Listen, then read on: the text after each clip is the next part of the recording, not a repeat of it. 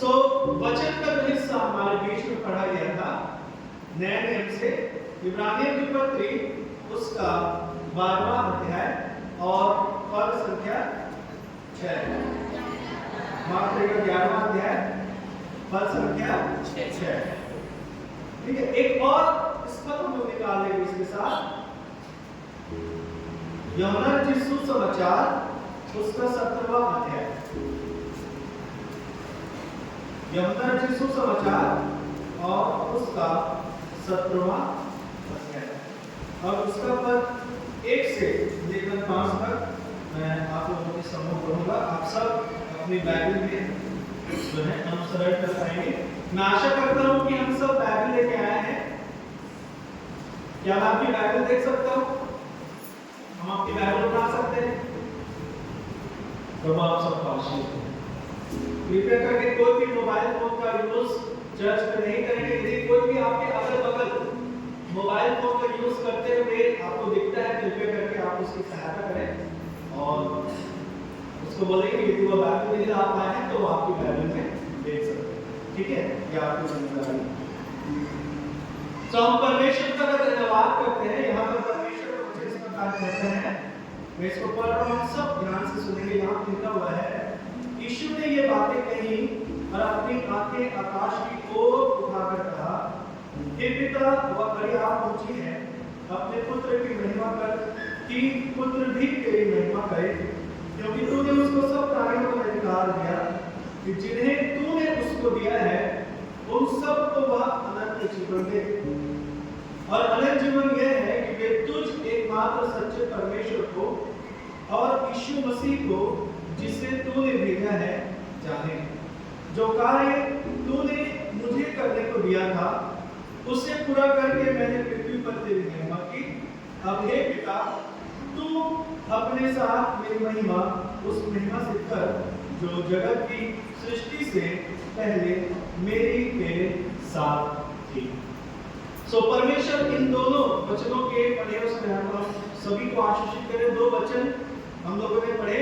पहला वचन हम लोगों ने पढ़ा इब्रानियों 11 उसका 6वां पद, और दूसरा ये जो वचन हम लोगों ने पढ़ा यूहन्ना रचित सुसमाचार उसका 17वां अध्याय और पद संख्या 1 से लेकर 5 तक। आज एक विषय जिसको मैं आपके साथ बांटना चाहता हूं, बड़ा ही कॉमन सा विषय लग सकता है, लेकिन उस विषय के अंतर्गत कुछ बातों को मैं आपको आज बताने की कोशिश करूंगा। आप बता सकते हैं क्या कौन सा विषय मैं ले रहा हूं? जी बोलिए जोर से। ठीक है, विश्वास। लेकिन मैं विश्वास का विषय मैंने नहीं लिया है आज। अनंत जीवन भी मैंने नहीं लिया है। आप सब सही अंदाजा लगा रहे हो। सब उस जो भी हमने पद पढ़े हैं उसमें से यदि वर्ड स्टडी करें, हाँ है ना, मेरा जो मुख्य जो एक फोकस है वो है यीशु मसीह की प्रार्थना। और इब्रानी 11:6 भी एक तरह से आप देखेंगे तो वो प्रार्थना के बारे में परमेश्वर के चरणों में जाके उससे बात करने के विषय में बताता है ना।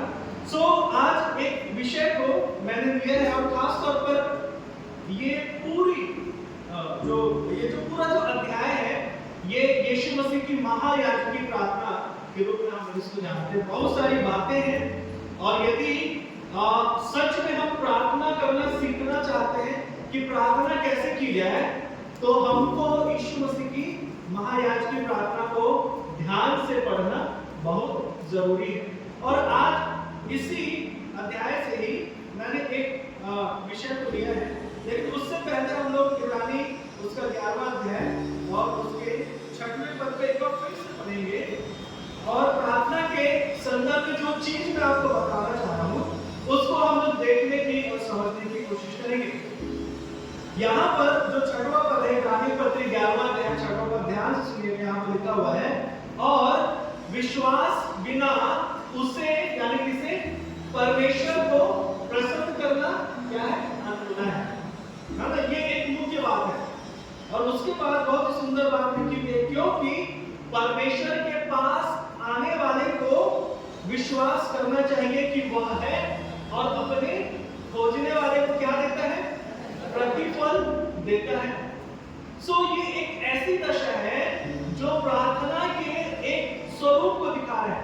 एक व्यक्ति क्या करता है, परमेश्वर के पास आता है। प्रार्थना क्या है, यदि हम लोग देखें तो क्या करते हैं हम लोग प्रार्थना में, परमेश्वर की ओर देखते हैं, परमेश्वर के पास आते हैं, परमेश्वर को खोजते हैं। हमें यहाँ पे एक बात लिखा हुआ है कि ये विश्वास आपको होना चाहिए कि आप परमेश्वर को खोज रहे हैं और वो आपको क्या करेगा, मिल जाएगा। प्रार्थना के संदर्भ में यदि आप यहाँ पर देखेंगे तो एक जो मुख्य बात है वो है परमेश्वर को खोजा क्यों जाए, है ना। परमेश्वर को प्रार्थना में आप क्यों खोज रहे हैं। प्रार्थना में हर व्यक्ति जो आप लोग यहाँ पर बैठे हैं, जो प्रार्थना करते हैं, परमेश्वर के पास आप लोग क्यों जाते हैं, हम क्यों जाते हैं परमेश्वर के पास, क्योंकि हम परमेश्वर से कुछ चाहते हैं। और इसी पर यहाँ पे लिखा हुआ है कि अपने खोजने वाले को क्या देता है, प्रतिफल देता है। तो प्रार्थना के संदर्भ में एक जो बात है जिससे मैं आरंभ करूंगा कि क्या आपके पास सही कारण है परमेश्वर को खोजने का।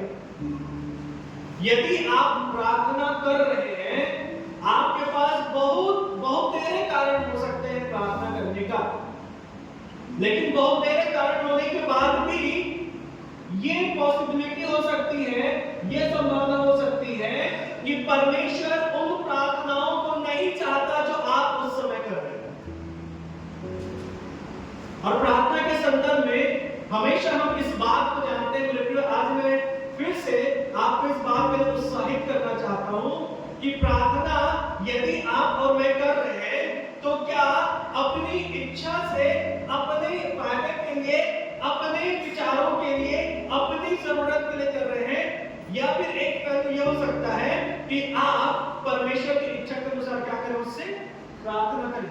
तो यहाँ पर एक चीज को याद रखिएगा, परमेश्वर उसी खोजने वाले को प्रतिफल देता है जो उसकी इच्छा के अनुसार उसको खोजता है। मुझे नहीं मालूम कि आप किस लिए परमेश्वर को खोजते हैं, या ये प्रश्न भी हमारे सामने है कि क्या हम परमेश्वर को खोजने की आवश्यकता महसूस करते हैं। क्या आज जब हम यहाँ पर आए हैं इस रविवार की आराधना में भाग लेने के लिए, तो मैं जैसा हमेशा आपसे प्रश्न करता हूं, क्यों आप आए हैं यहाँ पर।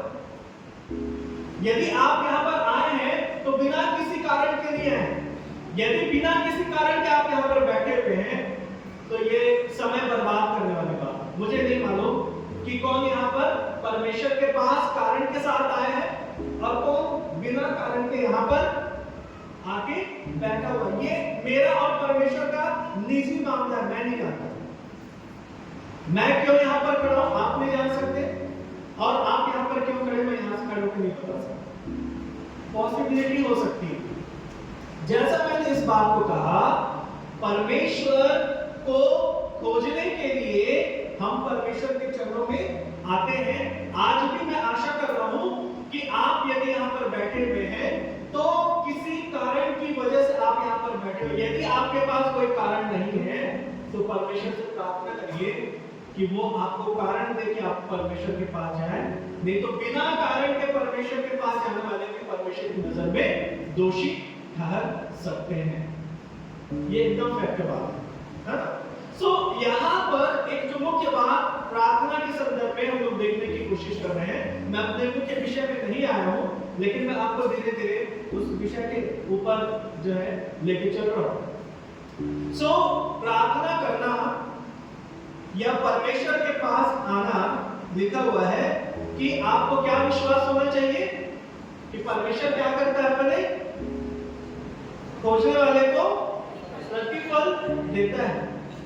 तो उसके पहले कि आप ये विश्वास करें कि परमेश्वर खोजने वाले को प्रतिफल देता है, हमको स्वयं में इस बात में हर समय स्पष्ट रहना है कि खोज क्यों रहे या खोजा क्यों है, मैं क्यों खोज रहा हूं और मुझे क्यों खोजना चाहिए। ये दोनों बातें बड़ा अंतर पैदा करती हैं।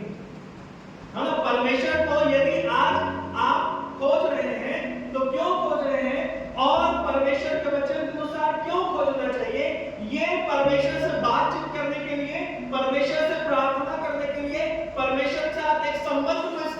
समझने के लिए बड़ा महत्वपूर्ण है।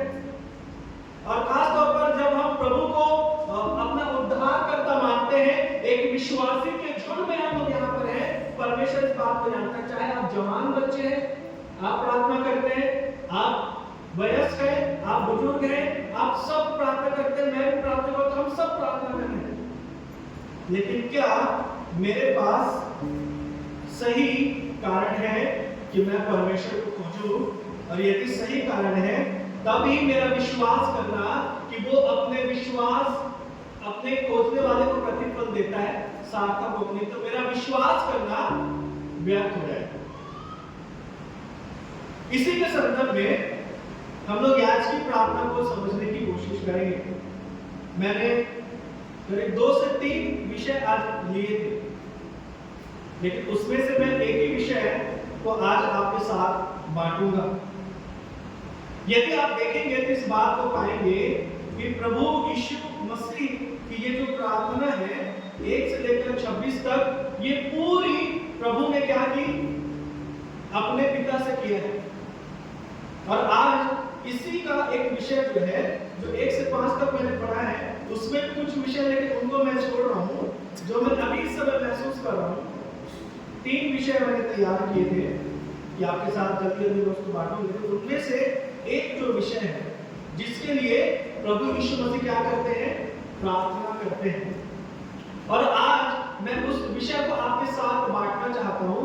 इस बात को जरूर समझिएगा कि प्रभु ने प्रार्थना किया और उसने अपने उस विषय को परमेश्वर के सम्मुख रखा। ये प्रभु की सोच थी, मेरी भी सोच होती है कि मैं कुछ बातों को परमेश्वर के सम्मुख रखूं।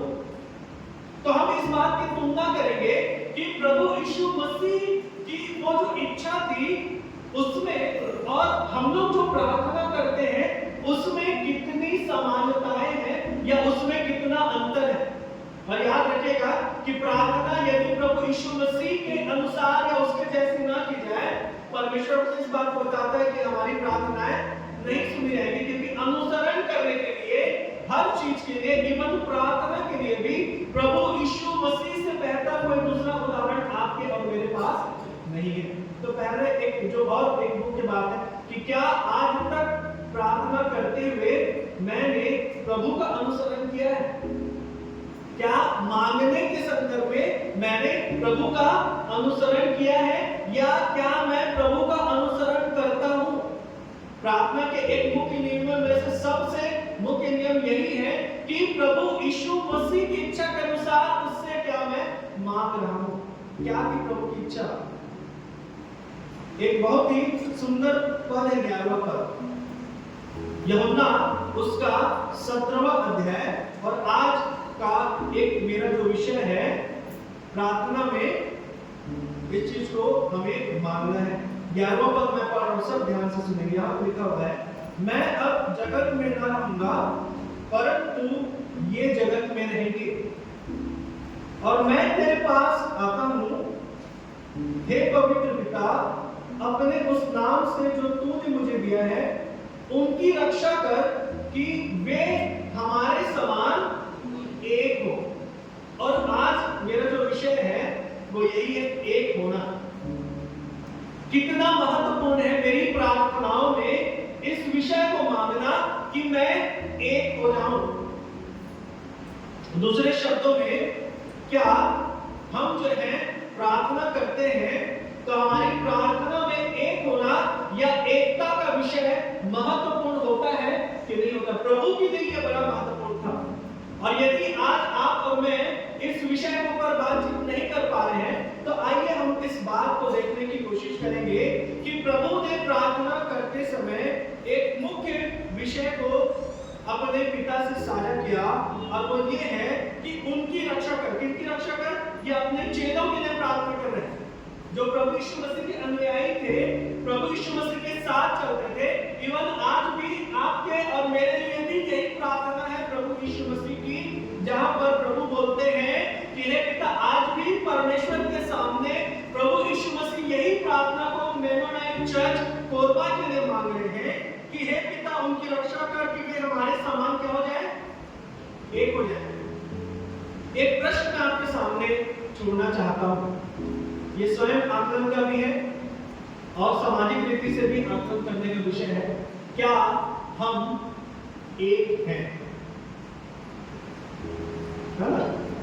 क्या मैं एक अपने परिवार के साथ, यदि आप देखेंगे तो क्या मैं परिवार में एकता के साथ चल रहा हूं?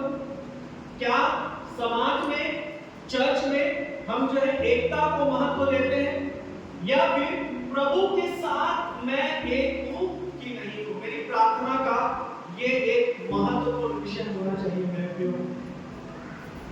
यदि आप देखेंगे तो ये बड़ा ही महत्वपूर्ण एक बात है ना? परमेश्वर का जो वचन है वो इस बारे में बहुत सारी बातों को आपको और मुझे बताता है। मैं सारी बातों को आपके सम्मुख नहीं पढ़ूंगा, लेकिन कुछ बातों को मैं आपके सामने जरूर रखूंगा।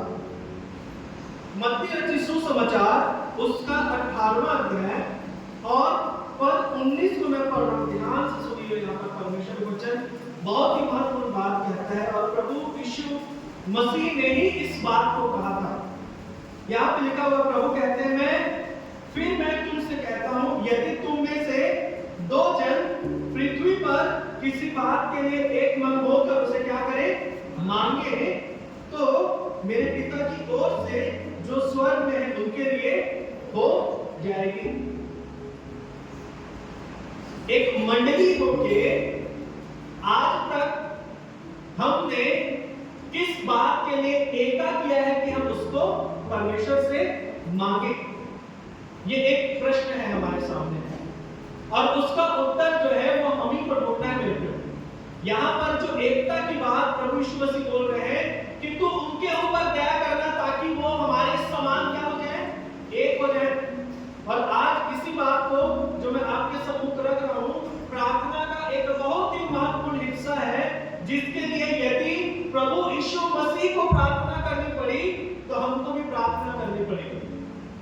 यदि प्रभु यीशु मसीह ने इस बात को बड़ी गहराई से लिया तो आपको और मुझे भी इस बात को गहराई से लेना पड़ेगा। आरंभ कहां से हो जानते हैं? आरंभ मेरे व्यक्तिगत जीवन, मेरे और प्रभु के संबंध से वो आरंभ होता है, और वो फैलता है मेरे परिवार में, जिनके बीच में मैं रहता हूं। तो पहली बात, प्रभु ये आपसे मुझसे प्रश्न पूछ रहे हैं कि क्या मेरी प्रार्थना, व्यक्तिगत प्रार्थना, जब मैं प्रभु से कुछ मांगता हूं तो क्या उसके साथ एक होने के लिए मैं चिंतित हूं, या मैं ऐसी बातों के ऊपर विचार कर पा रहा हूं जो प्रभु और मेरी एकता को क्या कर रहा है, तोड़ रहा है? क्या आपके पास ऐसे कारण हैं? एक कागज लीजिए और उसमें इस बात को जरूर आप नोट डाउन करने की कोशिश करिए कि क्या आपके पास ऐसे कारण हैं जो प्रभु के साथ आपकी एकता को तोड़ते हैं। घर जाकर जरूर इस होमवर्क को करिएगा। पवित्र आत्मा हमारी सहायता करेगा। ये बड़ा ही गंभीर विषय है और इसी कारण यहाँ पर बोल रहा है, यदि मैं क्या हूं, एक मन हो जाए, एक मन हो जाए। किस बात के लिए? उन बातों के लिए जो प्रभु देना चाहता है। एक मन कैसे होता है? कोई व्यक्ति एक मन कैसे हो सकता है? ये लोगों में एक मन कैसे होता है? कैसे वो एक दूसरे से जुड़ते हैं? ये बड़ा महत्वपूर्ण है। और इसी कारण आज हम लोग इस एकता की बात को कर रहे हैं। यदि रोमियो उसके 15वें अध्याय के 6वें पद को पढ़िए, आप नोट कर लीजिए, मत निकालिएगा। वहां पर परमेश्वर का वचन बोलता है, ये एक वरदान है, एक होना। एकता में आना क्या है? एक वरदान है। क्या हमने इस वरदान को आत्मिक रीति से प्रभु के नाम की महिमा के लिए मांगा है या नहीं? ये हमारे लिए मंथन और चिंतन का विषय है मेरे प्रियो। बाइबल जो है बहुत सारी बातों को बताती है। आइए हम लोग कुछ उदाहरण तो देखेंगे कि एकता यदि किसी मंडली में है, समूह में है या नहीं है, तो उसका परिणाम क्या होता है। क्योंकि प्रभु यीशु मसीह ने इस विषय को यदि परमेश्वर के सम्मुख रखा तो हमको भी विचार करने की नितांत आवश्यकता है। निमिषक निकालिए पुराने नियम से उत्पत्ति की पुस्तक उसका 11वां अध्याय। उत्पत्ति की पुस्तक उसका 11वां अध्याय है और उसका यहाँ पर एक बहुत ही सुंदर घटना है। हम लोग जानते हैं यहाँ पर क्या घटना है, मनुष्य की भाषा में गड़बड़ी पड़ने का घटना यहाँ पर हम लोग देखते हैं। और यदि आप यहाँ पर देखेंगे तो परमेश्वर का जो वचन है वो इस बात को यहाँ पर कहता है, सारी पृथ्वी पर एक ही बोली और एक ही भाषा थी और लिखा हुआ है उस समय वो पूर्व की ओर चलते चलते शिकार देश में एक मैदान के पार जाकर उसमें बस गए और लिखा हुआ है वे आपस में कहने लगे, आओ हम ईंटें बना के धूल डालकर आग में पकाएं। और उसके बाद यहाँ पर एक एकता दिखाई पड़ रही है, यहाँ पर एक एकता दिखाई पड़ रही है। एक होने की बात प्रभु यीशु मसीह ने कहा कि तू उनके ऊपर दया करना कि वो हमारे समान क्या हो जाए, एक हो जाए। एकता बड़ी महत्वपूर्ण है, एक होकर रहना बड़ा महत्वपूर्ण है। यहाँ पे लिखा हुआ है 4 पद में, फिर उन्होंने कहा आओ हम एक नगर और गुम्मट बना दें जिसकी चोटी आकाश से बातें करे, इस प्रकार हम अपना क्या करें, नाम करें। देखिए यहाँ पर क्या दिखाई पड़ रहा है, यहाँ पर एकता दिखाई पड़ रही है। लोग एक मन थे, एक चित्त थे और एक मन और एक चित्त जो है किसी विशेष कार्य को करने के लिए ही किया जाता है। लेकिन यहाँ पर इनकी जो मनसा थी एक होने की, वो बड़ी अजीब थी। क्या थी इनकी मनसा, क्या बोल रहे हैं लोग, हम अपना नाम करें। मेरे प्रियो, आजकल एक होने के संदर्भ में यहाँ पर जो बातें दिख रही है वो थी अपना नाम फैलाना, अपना नाम बड़ा करना। और यही चीज जो है वो परमेश्वर कतई पसंद नहीं करता कि उसके नाम से ऊंचा किसी और का नाम हो जाए। और जब परमेश्वर इस बात को देखा, लिखा वो उतर आया वहां पर देखने के लिए कि ये लोग कर क्या रहे हैं। और जब परमेश्वर ने एक नजर में इनको देखता तो बोलता कि अरे भाई ये बहुत अच्छी बात है, किस बात के लिए एक मन है, किसी एक काम को करने के लिए एक मन है। लेकिन जब वो काम के बारे में पता चला परमेश्वर को, तो परमेश्वर ने उनके उस एकता के कारण को कभी भी स्वीकार नहीं किया, यानी कि नाम बड़ा करने के लिए लोगों को अपने साथ रखना। और ये बात हमारे आज के संसारिक जीवन में भी बड़ी महत्वपूर्ण है मेरे प्रिय, है ना।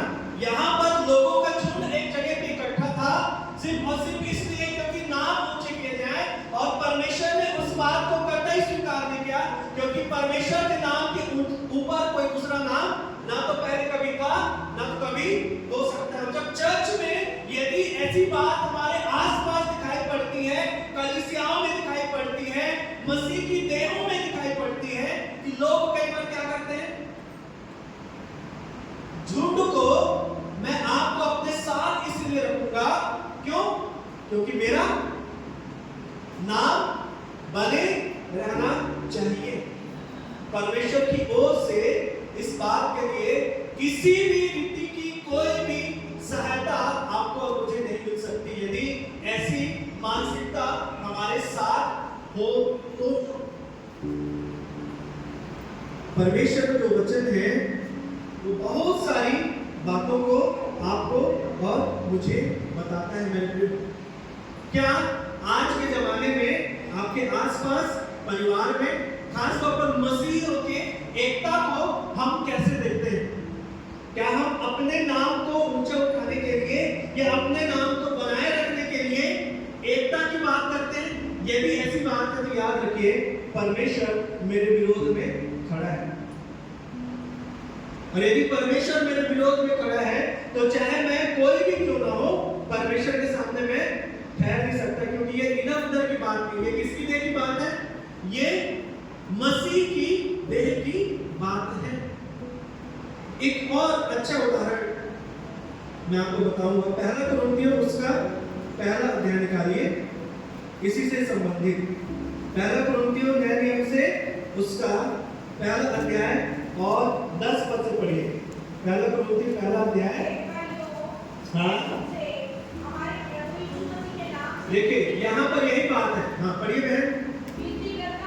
यहाँ पर पौलुस जो है एक बात के लिए विनती कर रहे हैं कि तुम एक ही बात कहो। हाँ हाँ हाँ क्योंकि हे मेरे भाइयों, हलोए के घराने के लोगों ने मुझे तुम्हारे विषय में बताया है कि तुम में झगड़े हो रहे हैं। मेरे कहने का अर्थ यह है कि तुम में से कोई तो अपने आप को और उसका, कोई अपुल्लोस का, कोई कैफा का, तो कोई मसीह का कहता है। क्या मसीह बढ़ गया? बस हाँ, यहाँ पे एक बहुत ही महत्वपूर्ण बात, जो नाम की बात, जो ये परमेश्वर ने जब इनके जीवन में गड़बड़ी को डाला, जो हम पढ़ रहे थे ना, बाबुल का मीनार, बेबीलोन का मीनार जो लोग बना रहे थे, उनके सामने सिर्फ एक ही बात थी कि हम अपना नाम करें, और इसलिए वो एक होकर कोई काम को करने के लिए जा रहे थे। यहाँ पर भी परमेश्वर का जो वचन है वो इस बात को कहता है मेरे प्रियो, कि कोई अपने आप को किसका कहता है? पौलुस का कह रहे हैं, कोई अपने आप को अपोल्लोस का कह रहा है, कोई कैफा का बोल रहा है, कोई। वहां पर एक प्रश्न है, एकता के संदर्भ में पौलुस पूछता है, क्या मसीह बंट गया? और मसीह को किन लोगों ने बांट दिया? उसके अपने लोगों ने। तो प्रभु यीशु मसीह यदि इस बात के लिए दुआ कर रहे हैं मेरे प्रियो, तो निश्चित तौर पर ये बात प्रार्थना करने के लिए ध्यान देने के लायक है कि क्या मैं एकता के विषय को लेके सजग हूं? क्या मैं जगा हुआ हूं? क्या मैं सही एकता को लेके प्रार्थना कर पा रहा हूं या प्रार्थना करना सिखा पा रहा हूं? और यहाँ पर ये जो बात है, आज के जमाने में आपको बहुत ऐसे दिखेंगे जो क्या बोलते हैं, मेरे पीछे, प्रभु यीशु मसीह के पीछे जाने की बात वहां पर आपको नहीं दिखेगी। ऐसे बहुत सारे लोग दिखेंगे जो अपने आप को पौलुस बोलते हैं, जो अपने आप को अपोल्लोस बोलते हैं, जो अपने आप को कैफा बोलते हैं। मंडली में, समाज में, सब जगह मसीही जगत में ये बातें पाई जाती हैं। बाहर से मतलब नहीं है। यहाँ यदि ऐसा आपको लगता है, सावधान। मेरी मंडली, हमारी मंडली और हम जो है, क्या इन बातों में सेफ है, सुरक्षित है? ये हमारे लिए प्रार्थना का विषय है। यदि है तो बड़े धन्यवाद की बात है, यदि नहीं है तो इसके लिए प्रभु बोल रहा है कि हम क्या करें? प्रार्थना करें। क्योंकि यदि ये बातें हमारे जीवन में नहीं रहेंगी तो प्रभु की उपस्थिति कभी भी हमारे बीच में आ ही नहीं सकती। हम हमेशा तो इस बात के ऊपर विचार कर रहे हैं, कितनी भारी भीड़ क्यों ना इकट्ठी हो जाए, भीड़ गारंटी इस बात की नहीं है कि प्रभु आपके और मेरे बीच में उपस्थित है। कैसे उपस्थित होगा?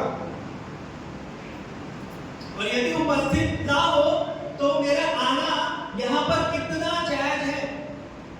दूसरी बात यह है कि कहीं मेरी वजह से तो प्रभु की उपस्थिति खत्म नहीं होगी। ये मेरे आत्मचिंतन का विषय है।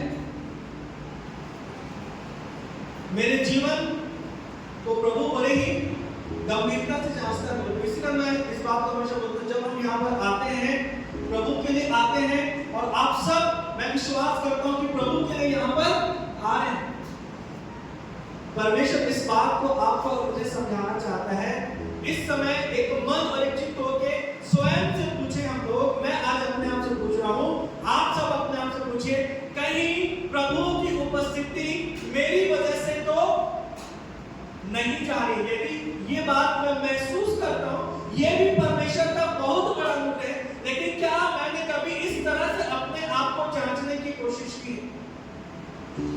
एकता बड़ी महत्वपूर्ण है आत्मिक रीति से। और यहाँ पर हम लोग देख रहे हैं, आज का संसार, आज के पासवान, आज के प्रचारक, आज के धार्मिक अगुवे लोगों को झुंडों में अपनी ओर खींचते हुए लेके जा रहे हैं। आपको बहुत सारे झुंड दिखेंगे। कोई बोलेगा पादरी निशान के साथ चलो, कोई बोलेगा कि डिकन अविनाश नंदी के साथ चलो। सिंपल सी बात है। क्या मसीह बढ़ गया है? यदि मसीह बढ़ रहा है, ये बहुत बड़े खतरे की बात है। और यदि जहां मसीह बढ़ा हुआ है, वहां पर शैतान का कार्य करना बड़ा आसान हो जाता है मेरे को। और ये बांटने का काम जो है, वो शैतान का ही एक बहुत बड़ा हथियार है। प्रभु यीशु मसीह ने प्रार्थना किया, हे पिता इनको पर दया करना, ताकि हम जैसे एक हो वैसे ये भी एक हो जाएं। आज आपके और मेरे लिए भी ये प्रार्थना है। एक और बहुत सुंदर उदाहरण मैं आपको दूंगा। पहला राजा उसका 12वां अध्याय, पुराने नियम से निकालिए, पहला राजा उसका 12वां अध्याय और पद मैं पढ़ रहा हूं, ध्यान दीजिए। यहाँ पर बहुत ही सुंदर एक घटना है। इज़राइल के राज्य का 2 भाग हो जाना, ये बहुत ही फेमस घटना है। और मैं आशा करता हूं कि आप में से अधिकतर लोगों ने इसको पढ़ा होगा। ना, यहाँ पे एक बहुत ही बड़ी, बहुत ही भारी घटना और बहुत ही भारी क्षति हुई थी। किसको हुई थी? इज़राइल देश को, इज़राइल राष्ट्र को, इज़राइलियों को, जिसको परमेश्वर ने क्या किया था? चुना था अपने लिए। परमेश्वर ने उनको बुलाया, परमेश्वर ने अब्राहम को बुलाया और उससे एक जाति परमेश्वर ने उत्पन्न की। और परमेश्वर को घमंड था कि मैं इनका परमेश्वर हूं। परमेश्वर घमंड करते थे कि मैं इनका परमेश्वर हूं। लेकिन एक समय ऐसा आया कि परमेश्वर जिनके ऊपर घमंड कर रहे हैं, परमेश्वर जिस बात को लेकर घमंड कर रहे हैं, परमेश्वर का घमंड भी खत्म हो गया। क्यों? क्योंकि आप इस स्थल को, इस अध्याय को पढ़ेंगे तो आप इस बात को पाएंगे कि ये जो राज्य था वो क्या हो गया? 2 भाग हो गया। 16वें पद को मैं पढ़ रहा हूं, क्या लिखा है। जब समस्त इस्राएल ने देखा कि राजा हमारे नहीं सुनता, तब वे बोले, दाऊद के साथ हमारा क्या अंश? हम तो यिशै के पुत्र में, हमारा तो यिशै के पुत्र में कोई भाग नहीं। हे इस्राएल, अपने अपने डेरे को चले जाओ। और यहाँ पर ये जो 12 गोत्र थे, उसमें से 10 गोत्र एक तरफ हो गए और बाकी गोत्र एक तरफ हो गए। और ये आज तक ये दशा जो है वैसे ही। कारण क्या था जानते हैं? यहाँ पर रहोबियाम, मैं इसको पढ़ रहा हूँ ना,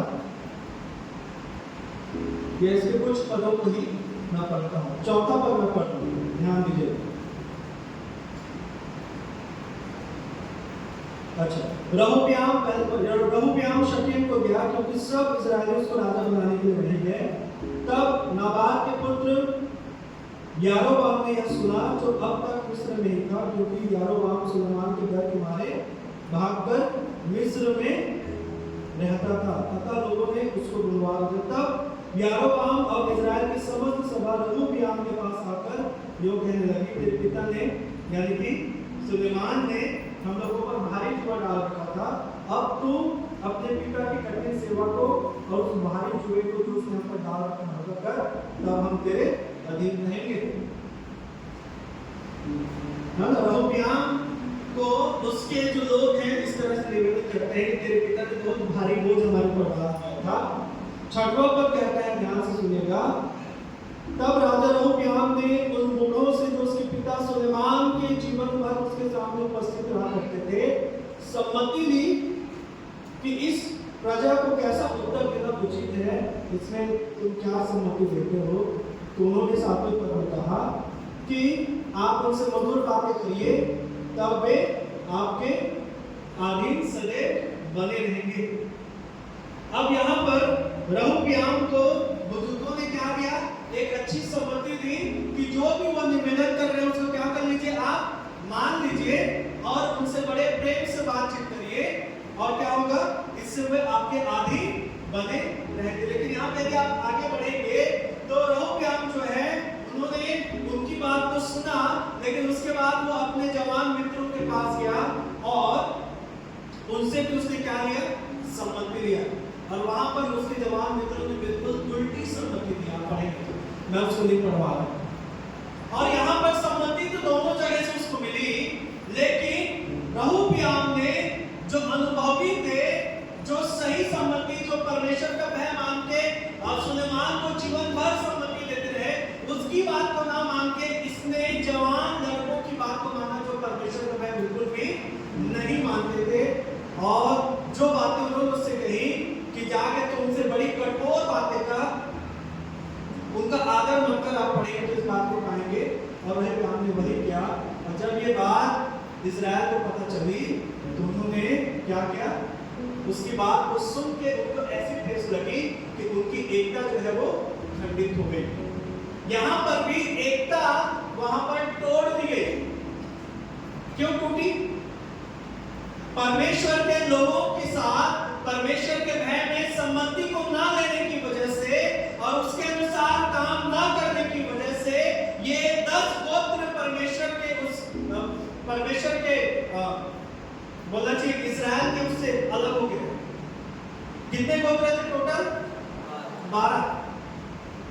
मेरे प्रियो, सम्मति जो है वो भी कई बार आपके और मेरे एकता को क्या कर देती, भंग कर देती है और हम जो है एक दूसरे से अलग हो जाते हैं। सम्मति देना भी एक बड़ा ही महत्वपूर्ण सेवकाई है। यहाँ पर हम इस बात को देखने की कोशिश कर रहे हैं कि खुद की एकता, खुद के नाम को ऊंचा करने के लिए लोग एक होना चाह रहे हैं। नाम के लिए हम लोग देखें, यहाँ पर एक बात को देखें कि समूहवाद की बात आ रही है। एकता बड़ी चैलेंजिंग है आज के जमाने में। परमेश्वर का जो वचन है आत्मिक एकता के बारे में बात करता है। आइए मेरे साथ निकालिए पहला कुरिन्थियों नए नियम से उसका 12वां अध्याय। पहला कुरिन्थियों उसका 12वां अध्याय और पद संख्या 12 में पढ़ रहा हूं, ध्यान से सुनिएगा। क्योंकि जिस प्रकार देह तो एक है और उसके अंग बहुत से हैं, उस एक देह के सब अंग बहुत होने पर भी सब मिलकर एक ही है, उसी प्रकार मसीह भी है। क्योंकि हम सब ने, क्या यहूदी हो, क्या यूनानी, क्या दास हो, क्या स्वतंत्र, एक ही आत्मा के द्वारा एक देह होने के लिए क्या लिया है, बपतिस्मा लिया है। और हम सबको एक ही आत्मा पिलाए। आत्मिक रीति से एक होने का सबसे मुख्य कारण क्या है? यहां पे लिखा हुआ है परमेश्वर का आत्मा जो आपको और मुझको क्या किया गया है, पिलाया गया है, दिया गया है।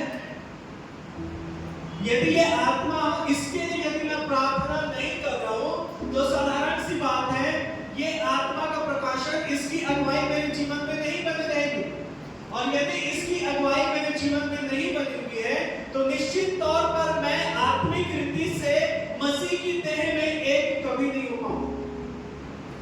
क्या आज हम प्रार्थना करते हैं प्रभु से, हमारी प्रार्थना का क्या ये विषय होता है कि मैं आत्मा में प्रभु की देह में क्या हो जाऊं, एक हो जाऊं? क्या हम अपने लिए इस बात के लिए प्रार्थना करते हैं मेरे प्रियो? हमारी प्रार्थना का विषय बहुत कुछ हो सकता है, लेकिन क्या ये विषय आज हमारा है? जो परमेश्वर का जो वचन है वो यहाँ पर इसी बात को कहता है।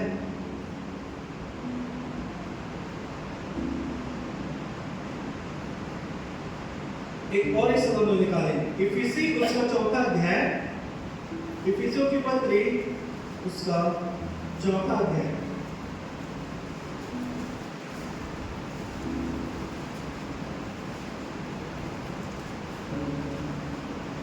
अब ध्यान दीजिएगा, मैं एक पद से पढ़ रहा हूं, एक पद मैं पढ़ रहा हूं, इफिसी 4 उसका पद 1।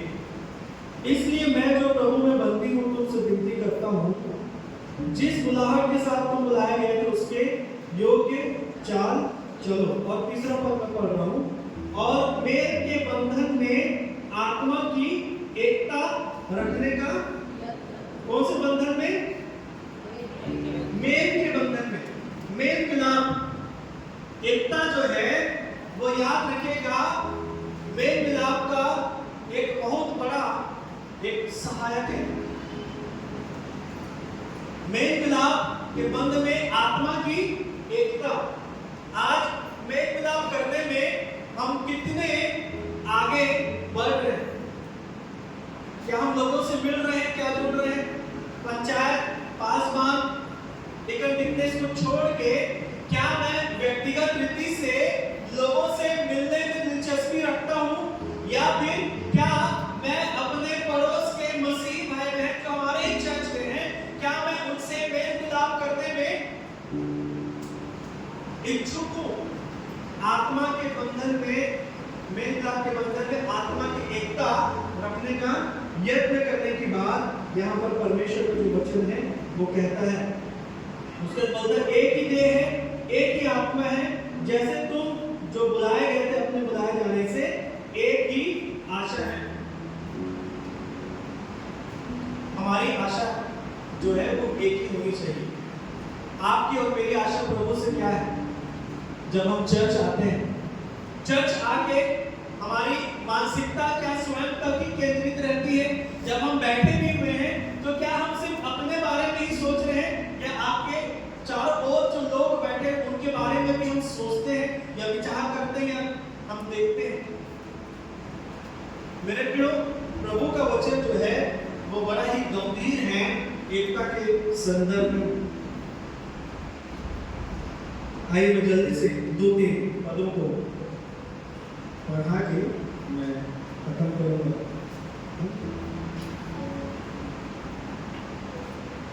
गलाती उसका 5वां अध्याय और उसका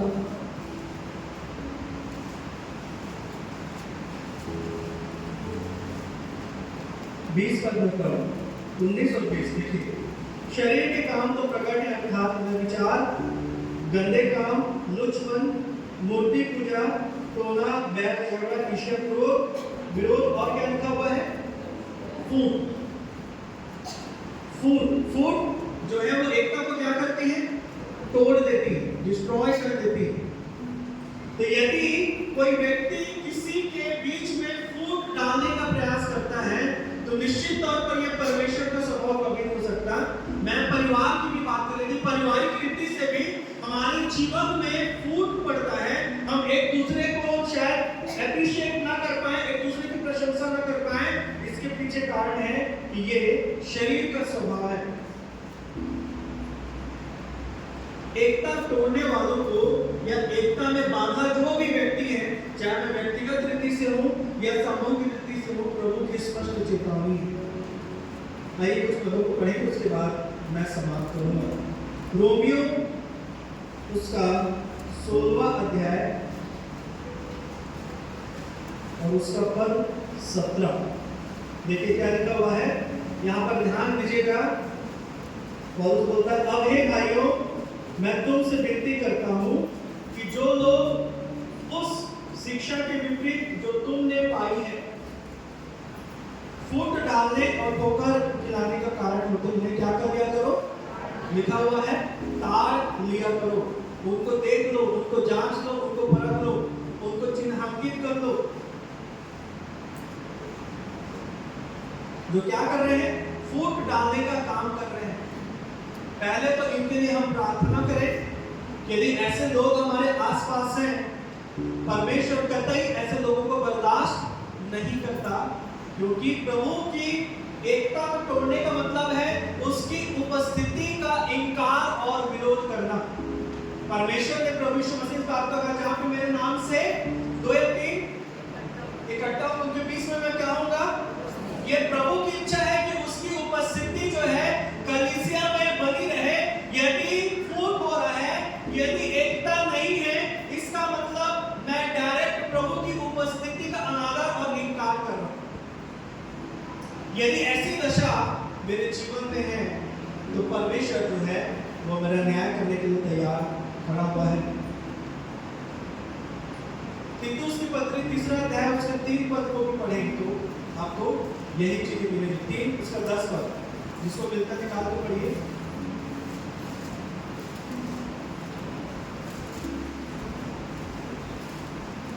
और कोई एक निकाल लीजिए, यहूदा 1:19। पहले तीतुस 3:10, उसके बाद कोई निकाल लीजिए यहूदा उसका 1 उसका 19। तीतुस को पढ़िए जिसको मिला है।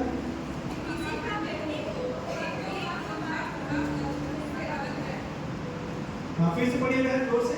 किसी पाखंडी को एक तो बात हमारा अपना कर्म से अलग है। अच्छा यहूदा उसका पहला अध्याय 19 पद पढ़िए। यहाँ पे लिखा है ये वे हैं जो फूट डालते हैं। एक आखिरी स्तंभ का नीति वचन उसका 6वां अध्याय। नीति वचन उसका 6वां अध्याय और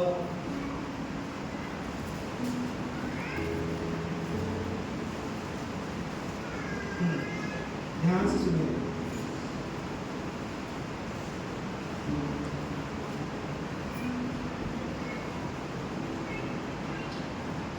16 से लेकर 19 तक पढ़िए।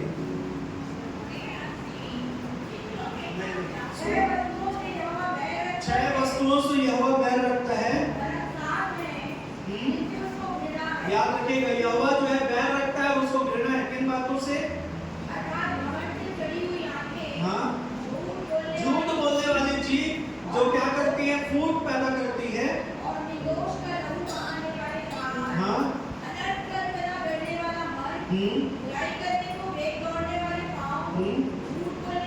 झूठ बोलने वाला साक्षी और भाइयों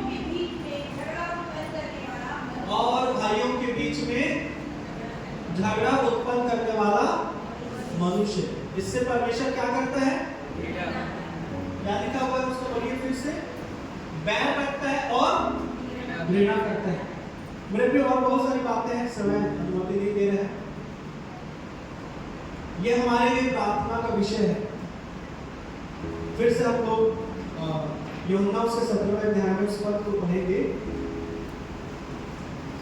यूहन्ना 17 उसका 11वां पद, जहाँ पे प्रभु यीशु मसीह इस प्रार्थना को कर रहे हैं। फिर से पढ़ रहा हूँ, फिर इसको पढ़ के समाप्त करूंगा। मैं अब जगत में ना रहूंगा परंतु ये जगत में रहेंगे और मैं तेरे पास आता हूँ। हे पवित्र पिता, अपने उस नाम से जो तूने मुझे दिया है उनकी रक्षा कर कि वे हमारे समान एक हों। ये प्रभु की प्रार्थना है। इब्रानी 11:6 में हमने क्या पढ़ा था कि परमेश्वर के पास आने वाले को विश्वास करना चाहिए कि वो है और अपने खोजने वाले को प्रतिफल देता है। तो आप क्यों खोज रहे हैं? क्या आप प्रभु को एकता स्थापित करने में सहायता पाने के लिए खोज रहे हैं? यदि आप इस रीति से परमेश्वर को खोज रहे हैं तो निश्चित तौर पर परमेश्वर हमारी प्रार्थनाओं का उत्तर देगा। सो आइए प्रभु के अनुसार हम प्रार्थना करेंगे। कि मैं समाप्त कर रहा हूँ। हम सब प्रभु की इच्छा के अनुसार प्रार्थना करें। आवश्यकताओं को ढूंढिए कि मसीह की देर में किन किन बातों के लिए जो है आवश्यकता है, कौन कौन से विषय है प्रार्थना करने के, और उन बातों को लेके हम प्रभु से प्रार्थना करें। सिवाय इसके कि हम अपनी जरूरतों को लेके ही प्रभु के पास आते रहें। सो परमेश्वर आज के इस वचन से हम सबको आशीष दे और प्रभु करे कि हमारी मेनाइट मंडली कोरबा प्रभु में एक होके एक दूसरे का आदर करते हुए और उस एकता में जो परमेश्वर हमसे चाहता है लगातार आगे बढ़ता जाए। हमें क्या आप इस विषय के लिए प्रार्थना करेंगे? क्या मैं आपके हाथ दे सकता हूँ? प्रभु आप सबको बहुत आशीष दे और प्रभु जो है आपकी प्रार्थना को उत्तर दे और हम सब मसीह की उपस्थिति और उसके सामर्थ्य में आगे बढ़ते हैं। प्रभु हम सबको आशीष दे। हमारे अत्यंत महान दयालु कृपालु त्रिएक अद्वैत परमेश्वर पिता यूनाइटेड चर्च कोरबा होके एक बार फिर से हम आपके चरणों में बैठाते हैं। हम आपको धन्यवाद देते हैं आज के इस दिन के लिए जिसमें आपने हम सभी को एक बार फिर से इस बात को समझाया सिखाया कि हमारी प्रार्थना के विषय क्या होने चाहिए। और आपके पास एक विषय तो आज भी है कि लोग आप जैसे त्रिएक में एक है वैसे हम भी आप में एक होके रहें। और आज इसी विषय को आज हमने सीखा है। परमेश्वर प्यारे ईश्वर आज दया करें, मदद करें ताकि एकता हमारे बीच में बनी रहे और हम सब प्रभु के नाम की महिमा का कारण करें। इस झुंड को अपने दास के नाम के हाथों में सौंप देता हूँ। सबको आशीष दें, सबके विश्वास को बढ़ाएं। शैतान हमारे जीवनों में हमारे बीच में काम न करने का है और हम प्यारे के नाम में आपके नाम की महिमा का कारण करें। पिता आज के इस वचन से सबका विश्वास बढ़े और शैतान के अधिकार समाप्त होने पाए। शैतान के बंधन हम सब के जीवन से सारी बातों में आपके नाम का ऊंचा उठाते हैं। आपके नाम को हम धन्य करते हैं और बड़े ही धन्यवाद के साथ हम सब मिलकर ये विधि यीशु मसीह के जीवित और समर्पित नाम से नाम लेते हैं। शुभ दिन।